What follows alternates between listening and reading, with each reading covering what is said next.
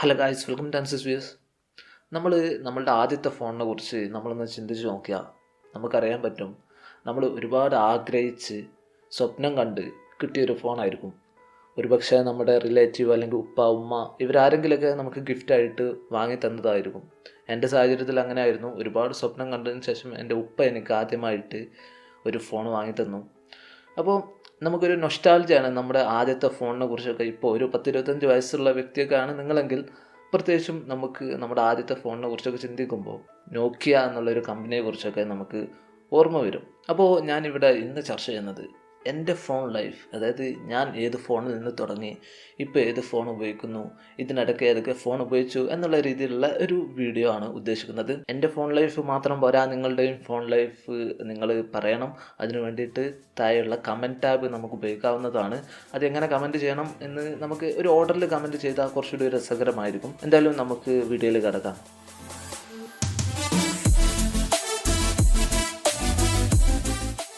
ഇവിടെ ഞാൻ എൻ്റെ ആദ്യം തൊട്ടുള്ള ഫോൺ പറയുമ്പോൾ ഇതിൽ എങ്ങനെയാണ് എനിക്ക് ആ ഫോൺ കിട്ടിയത് എന്നുള്ള കാര്യം, അതേപോലെ തന്നെ അതിൽ എനിക്ക് ഏറ്റവും വലിയൊരു പ്രത്യേകത ആയിട്ട് തോന്നിയുള്ള സംഭവം, ഇങ്ങനെയൊക്കെയാണ് ഇൻക്ലൂഡ് ചെയ്തിട്ടാണ് ഞാൻ പറയുന്നത്. ആദ്യമായിട്ട് എനിക്ക് എൻ്റെ ഉപ്പ വാങ്ങിത്തന്ന് ഞാൻ +1 പഠിക്കുമ്പോഴാണ്, ഏകദേശം 2007. അപ്പോൾ നോക്കിയ 6030 എന്നുള്ള മോഡലാണ് വാങ്ങിത്തന്നത്. ഇതിൽ ഏറ്റവും മെയിനായിട്ടുള്ളൊരു പ്രത്യേകതയായിട്ട് എനിക്ക് തോന്നിയത് ഇത് പാട്ട് പാടും എന്നാണ്.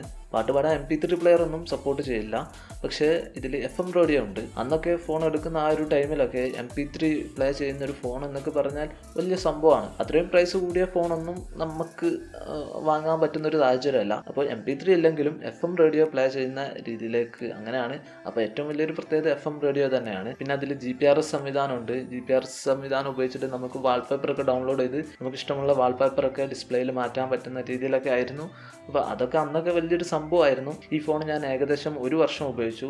പിന്നെ അടുത്തൊരു ഫോൺ എന്ന് പറഞ്ഞാൽ 2008 +2 പഠിക്കുമ്പോഴാണ് ഉപ്പ വാങ്ങി തന്നത്. അത് നോക്കിയ 6233 എന്നുള്ള ഫോണാണ്. ഒരു 3G ഫോണാണ്. അതാണ് അതിലേറ്റവും വലിയൊരു പ്രത്യേകത. ഞാൻ അന്ന് നോക്കുമ്പോൾ ഈ 3G എന്ന് പറയുന്ന സംഭവം സിംബിയൻ OS ആയിരിക്കും, അതുമായി ബന്ധപ്പെട്ടതായിരിക്കും. കാരണം സിംബിയൻ OS ഫോണിലെല്ലാം ഈ 3G എന്നുള്ളൊരു സെറ്റപ്പ് ഉണ്ട്. അപ്പോൾ ഞാൻ അതായിരിക്കും എന്നാണ് വിചാരിച്ചത്. പക്ഷേ അതൊരു ജാവ ഫോണായിരുന്നു. അത് വാങ്ങിയതിന് ശേഷമാണ് എനിക്ക് മനസ്സിലായത്. എന്തായാലും എനിക്ക് ഫോൺ ഭയങ്കരമായിട്ട് ഇഷ്ടപ്പെട്ടു. കാരണം ഭയങ്കര ലൗഡായിട്ടുള്ള സ്റ്റീരിയോ സ്പീക്കർ അതിൻ്റെ ഒരു പ്രത്യേകതയാണ്. പിന്നെ നല്ല ക്വാളിറ്റിയുള്ള 2 MP ക്യാമറ അതിൻ്റെ ഒരു പ്രത്യേകതയായിരുന്നു. പിന്നെ ഏകദേശം ഞാൻ ഈ ഫോൺ 3 വർഷം ഉപയോഗിച്ചു.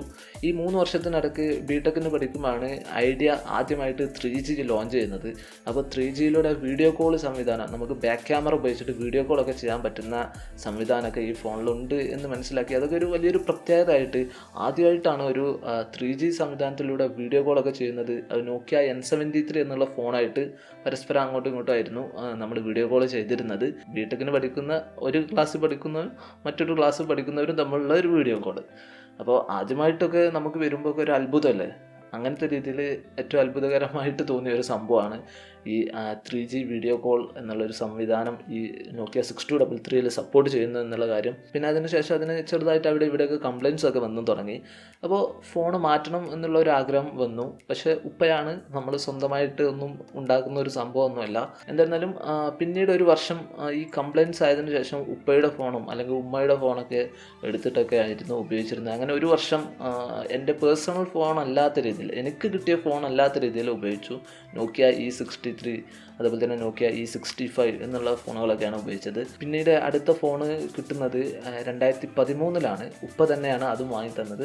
നോക്കിയ ലുമിയ 525 എന്നുള്ള ഫോണാണ് വാങ്ങിയത്. അതിൻ്റെ ഏറ്റവും വലിയൊരു പ്രത്യേകതയായിട്ട് ഞാൻ കണ്ടിരുന്നത് 1GB RAM ഉണ്ട് എന്നുള്ളതാണ്. പിന്നെ അതിൻ്റെ OS എന്ന് പറയുന്നത് വിൻഡോസ് ഫോൺ OS ആയിരുന്നു. പിന്നീട് നമ്മൾ നോക്കുമ്പോൾ ഓട്ടോ ഫോക്കസ് ഉള്ള 5 MP ക്യാമറയുണ്ട്. അതിന് ഓട്ടോ ഫോക്കസ് ഉള്ള ഒരു ക്യാമറ 10,000 താഴെയുള്ള ഒരേ ഒരു ഫോണായിരുന്നു ഈ ലുമിയ 525 എന്നുള്ള ഫോൺ വിത്ത് 1GB RAM. അതിൻ്റെ 512MB വേർഷൻ ഉണ്ട്, ലുമിയ 520 എന്നുള്ള ഫോണ്. അപ്പോൾ 1GB കണ്ടിട്ടാണ് ഞാൻ ഈ ലുമിയ 525 പോയത്. പക്ഷേ വിൻഡോസ് ഫോണാണ്, അതിന് അത്ര 1GB 512MB ഇതെല്ലാം ഒരേപോലെ വർക്ക് ചെയ്യുന്ന ഫോണാണ്. വളരെ നല്ല രീതിയിലുള്ളൊരു OS ആണ് വിൻഡോസ് ഫോൺ. പക്ഷേ കുറച്ചൊരു ക്ലോസ്ഡ് ആണ്, ആൻഡ്രോയിഡ് പോലെ അത്ര ഓപ്പൺ അല്ല. ഏതായിരുന്നാലും ഇതൊക്കെയായിരുന്നു അതിൻ്റെ പ്രത്യേകത. പിന്നെ അതേപോലെ തന്നെ ഞാൻ ഇതുവരെ ഉപയോഗിച്ചിരുന്നത് ജാവ ഫോണായിരുന്നു. അതായത് ഒരു സ്മാർട്ട് ഫോൺ എന്ന് പറയാൻ പറ്റില്ല, പക്ഷേ ആദ്യമായിട്ട് ഉപയോഗിക്കുന്ന ഒരു സ്മാർട്ട് ഫോണാണ് ലുമിയ 525 എൻ്റെ കേസിലെടുക്കുമ്പോൾ. അപ്പോൾ ഇത്രയാണ് ഇതിൻ്റെ ഒരു പ്രധാനപ്പെട്ട പ്രത്യേകതകൾ. പിന്നീട് ഞാൻ ഈ ഫോൺ ലുമിയ 525 2 വർഷം ഉപയോഗിക്കുകയുണ്ടായി.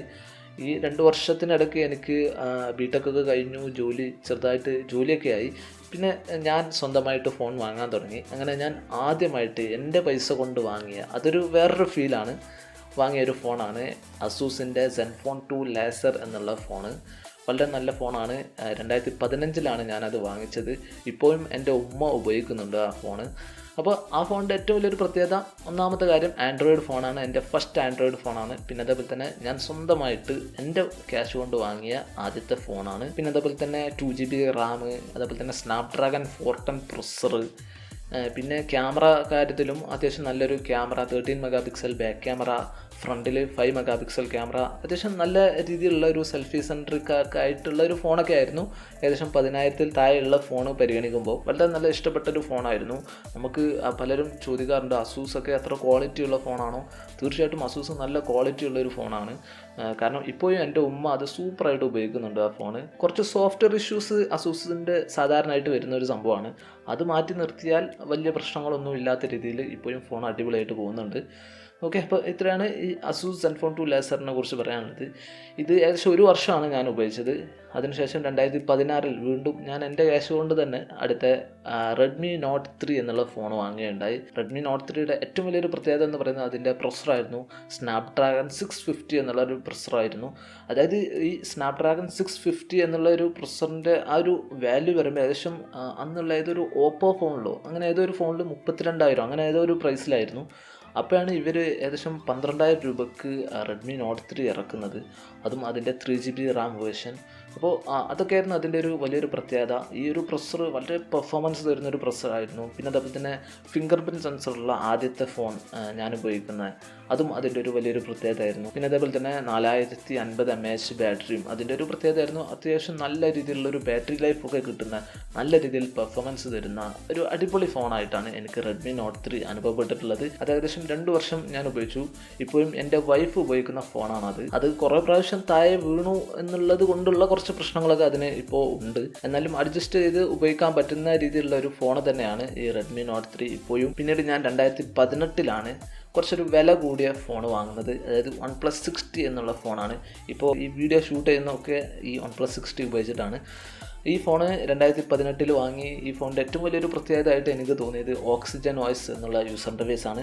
പിന്നെ അതേപോലെ തന്നെ ഹൈ ഡൈനാമിക് റേഞ്ചുള്ള, നല്ല രീതിയിലുള്ള ഡൈനാമിക് റേഞ്ചുള്ള ഒരു ക്യാമറയാണ് ഇതിൻ്റെ രണ്ടാമത്തെ ഒരു പ്രത്യേകതയായിട്ട് എനിക്ക് തോന്നിയിട്ടുള്ളത്. പിന്നെ മൂന്നാമത്തെ ഇതിലേറ്റവും വലിയൊരു പ്രത്യേകതയായിട്ട് എനിക്ക് തോന്നിയത് ഇതിൻ്റെ അലേർട്ട് സ്ലൈഡറാണ്. അതായത് ഇതിൻ്റെ ഒരു ബട്ടണുണ്ട്, നമുക്കത് നീക്കിയിട്ട് ഫോൺ സൈലൻറ്റ് മോഡിലും അല്ലെങ്കിൽ വൈബ്രേഷൻ മോഡിലേക്കൊക്കെ ആക്കാൻ പറ്റും. പിന്നെ അതേപോലെ തന്നെ നല്ല രീതിയിലുള്ള പെർഫോമൻസും, അതായത് ഓക്സിജൻ വോയിസ് യൂസർ ഇൻ്റർഫേസ് ആയതുകൊണ്ടുള്ള ഒരു രീതിയിലുള്ള പെർഫോമൻസും ഈ ഫോണിൻ്റെ പ്രത്യേകതയാണ്. പിന്നെ അത് മാത്രമല്ല OnePlus എന്നുള്ളൊരു ബ്രാൻഡിങ്, OnePlus എന്നുള്ള ഒരു ബ്രാൻഡിങ്ങിന് ഒരു വാല്യൂ ഉണ്ട്. ഏതാണ് എൻ്റെ ഫോൺ? OnePlus.